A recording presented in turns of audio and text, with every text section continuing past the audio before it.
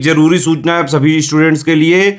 Study for civil services का Android app Google play store में आ चुका है, उसको प्लीज तुरंत इंस्टॉल कर लीजिए।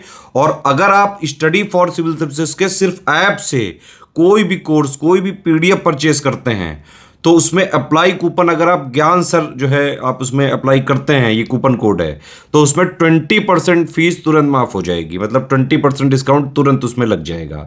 ज्ञान सर लिखना है, नॉर्मली ज्ञान सर स्मॉल लेटर में है सब कुछ, कोई स्पेस नहीं, कोई कॉलम नहीं, सिर्फ ज्ञान सर, GYANSIR। इस तरह से अगर कूपन कोड लगाते हैं आप ऐप में बाई करने से पहले, जो अप्लाई कूपन वाले में आता है, तो 20% का डिस्काउंट तुरंत मिलेगा। वीडियो देखिए। भाई, जब से लोकसभा चुनाव का रिजल्ट आया है, बीजेपी को साफ साफ समझ में आ गया है कि भैया अगर हमने विद्यार्थियों को सीरियस नहीं लिया तो मान के चलिए 2027 का चुनाव भी मुश्किल में पड़ने वाला है, जो विधानसभा का होगा। तो बिल्कुल यहाँ पर जो उच्च अधिकारी हैं उन्होंने उनकी जो है मीटिंग ली गई है और उन्हें प्रॉपर ये बताया गया है कि यार ये सब काम जो आप अब तक कर रहे थे 2-3 सालों से, 2-3 साल से क्या, पिछले जो है 7-8 साल से, उनको आपको रोकना पड़ेगा। ठीक है। अब उसी क्रम में ये देखिए कुछ इंपॉर्टेंट ट्वीट्स हैं और कुछ न्यूज़पेपर की कटिंग है जो मैं आपको दिखाता हूँ, और इनसे आपको पता ये लगेगा कि आने वाले समय में चाहे यूपी SSSC हो या यूपी PSC, उन दोनों में आपको बड़े बदलाव देखने को मिलेंगे। कुछ बदलाव तो ऐसे भी देखने को मिलेंगे संभवतः जो आपने कभी सोचा भी नहीं होगा कि ऐसा भी हो सकता है। उसी क्रम में चलिए इस न्यूज़ को ज़रा हम जानते हैं। यहाँ पर आप देख लो, ये है योगी जी का ट्वीट, जिसमें देखिए साफ साफ लिखा हुआ है कि जिन विभागों की रिक्तियां हैं और नियुक्तियां की जानी हैं वहां से तत्काल अध्याचन चयन आयोगों को भेजा जाए। यानी जो भी वैकेंसी खाली है, जैसे हमें एक वैकेंसी के बारे में पूरी जानकारी है, वो है बीओ की वैकेंसी हमारी पूरी खाली है। अब उसका अध्याचन जो है तुरंत के तुरंत लोक सेवा आयोग को भेजा जाएगा और बहुत हद तक संभव है कि इस साल से पहले ही इसका नोटिफिकेशन आपको देखने को मिल जाए। ठीक है। इसके अलावा नियुक्ति प्रक्रिया में सरलता के लिए ई अध्याचन व्यवस्था का भी उपयोग किया जाना चाहिए। ऐसा योगी जी कह रहे हैं अधिकारियों को कि जो व्यवस्था है उसको ट्रांसपेरेंट बनाइए और वो ट्रांसपेरेंसी जनता को दिखनी चाहिए कि किस तरीके से काम चल रहा है। नियुक्ति के लिए अध्याचन भेजने से पूर्व नियमावली का सूक्ष्मता से परीक्षण कर लिया जाए। इस लाइन का बहुत इंपॉर्टेंट मतलब है। बहुत बार क्या होता है कि नियमावली में कुछ ऐसे नियम होते हैं जिनकी वजह से कोई भर्ती कोर्ट में चली जाती है ना। अब जैसे मान लो कोई वैकेंसी आ जाए, उस वैकेंसी में EWS का आरक्षण ही ना हो, तो फिर क्या होगा, EWS वाले कोर्ट भाग जाएंगे। या मान लो कोई वैकेंसी आ गई, उसमें OBC की जगह 0 है या जनरल की जगह 0 है, ऐसा हो जाता है, तो फिर ऐसे में OBC और जनरल वाले कोर्ट भाग जाएंगे। तो फिर ये इन चीज़ों की वजह से क्या होता है, भर्ती लेट होती है। तो इस वजह से सरकार इस पर सूक्ष्मता से काम करे, या जो आयोग हैं सूक्ष्मता से काम करें, ऐसा योगी जी बोल रहे हैं। चयन आयोगों से संपर्क बनाएं तथा सही अध्याचन भेजें तथा चयन प्रक्रिया की समय सीमा तय करें।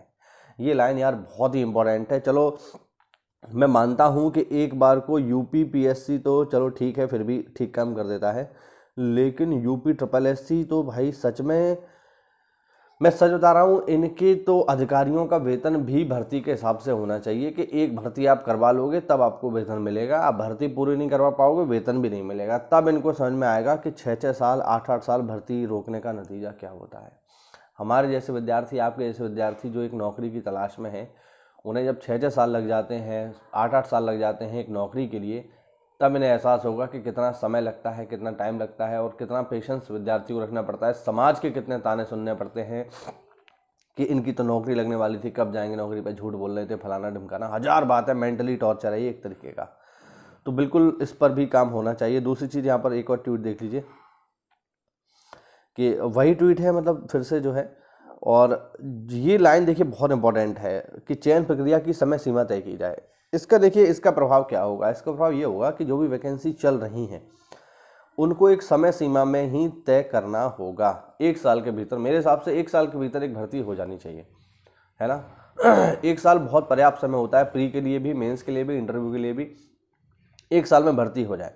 और खासकर बाबा जी को ये मैसेज स्पेशली भेजना चाहिए यूपी SSSC को, और उनसे बिल्कुल कहे कि अगर आप काम नहीं कर पा रहे हो तो अपना जो है आयोग बंद करके झोला झंडा उठा के कहीं चले जाओ, क्योंकि काम तो आप वैसे भी कुछ नहीं करते हैं, विद्यार्थियों का जो है टाइम और पैसा दोनों बर्बाद ही कर रहे हैं। तो ये आने वाले समय में कुछ महत्वपूर्ण चीज़ें होंगी।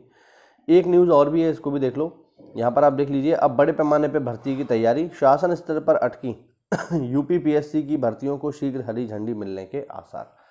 यानी यूपीपीएससी के पास जितने भी नोटिफिकेशन हैं अब उनको जारी कर दिया जाएगा। हमारे काम का जो इसमें नोटिफिकेशन है वो है बीईओ, ठीक है। तो बीईओ की भी भर्ती जो है अब आने वाले टाइम में आपको बहुत ही जल्दी देखने को मिलेगी, ठीक है। हालांकि कैलेंडर में बीईओ का जिक्र नहीं है। बहुत सारे लोगों ने पूछा कि बीईओ की भर्ती कब आएगी, तो मैं आपको बता दूं बीईओ की भर्ती का कैलेंडर में जिक्र नहीं है, लेकिन अब कैलेंडर सब तेल लगा जाएगा, क्योंकि जब अब शासन का डंडा पड़ता है आयोग के ऊपर तो फिर आयोग को काम करना ही पड़ेगा, नोटिफिकेशन तो निकालना पड़ेगा। भले पेपर अगली साल करवा दे वो बात अलग है, लेकिन नोटिफिकेशन इस साल निकालना पड़ेगा। ये देखो, एक तरफ आयोग ने संशोधित कैलेंडर में पीसीएस 2024, ठीक है, एआरओ की प्रारंभिक परीक्षा, अपर निधि सचिव जैसी परीक्षाओं की तिथि घोषित कर दी है। वहीं दूसरी ओर शिक्षा सेवा चयन आयोग ने अगस्त के अंत या सितंबर की शुरुआत में असिस्टेंट प्रोफेसर के 1017 पदों पर 2 साल से लंबित पड़ी भर्तियों की परीक्षा करवाने की तैयारी शुरू कर दी है। तो ये भी जो है काम यहाँ पर हो रहा है, ठीक है। इसके अलावा एक बहुत बड़ी वैकेंसी यूपी में आती है। देखिए, यूपी में 2 बड़ी वैकेंसी आती हैं। एक तो आती है पुलिस की 60-70 हज़ार पदों पर, दूसरी आती है टीचिंग की। तो यहाँ पर आप देख सकते हो प्राथमिक विद्यालयों में 6 साल के बाद शिक्षक भर्ती के लिए विज्ञापन जारी होने जा रहा है। तो जो प्राइमरी के लिए जो लोग टीचर बनना चाहते हैं, क्योंकि बहुत बड़ी वैकेंसी होती है 60,000, 70,000, 80,000 पदों पर, तो इतनी बड़ी वैकेंसी में बहुत सारे लोगों को रोजगार भी मिलता है और इसमें बहुत ज़्यादा कंपटीशन भी नहीं होता है, ठीक है, कम ही कंपटीशन होता है। 60-70 हज़ार वैकेंसी होती है। पिछली बार जब वैकेंसी आई थी 69,000, तो 69,000 वैकेंसी थी, 1 से 1.5 लाख फॉर्म था, तो लगभग जो भी होशियार थे सब लग गए, है ना। हमारे जैसा नहीं है यहाँ पर कि हमारे में तो जो है वैकेंसी आ रही है 300 या 400 या 1000 ज़्यादा से ज़्यादा, और फॉर्म पड़ रहे हैं 5 लाख, 6 लाख, 10 लाख। तो हमारे ऐसा नहीं है, तो यहाँ पर थोड़ा राहत है, लेकिन फिर भी वैकेंसी तो आनी ही चाहिए। तो जो प्राइमरी टीचर के लिए जो तैयारी कर रहे हैं उनके लिए अच्छा अवसर है, अब पढ़ाई में लग जाओ आप लोग, ठीक है, क्योंकि बीएड वाले तो वैसे ही बाहर हैं, तो केवल इसमें जो है जो बीटीसी हैं वही काम करेंगे।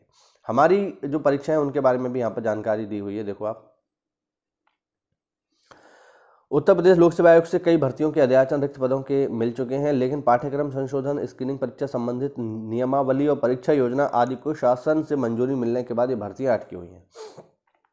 इनमें आप देखो, इसमें हमारी जो खंड शिक्षा अधिकारी है वो भी लिखी हुई है। देखो, खंड शिक्षा अधिकारी भी इसमें शामिल है। चुनाव परिणामों को देखते हुए शासन पर भर्तियां शुरू करने का दबाव बढ़ गया है। ऐसे में भर्तियों के लिए शासन स्तर से हरी झंडी मिलने की उम्मीद है।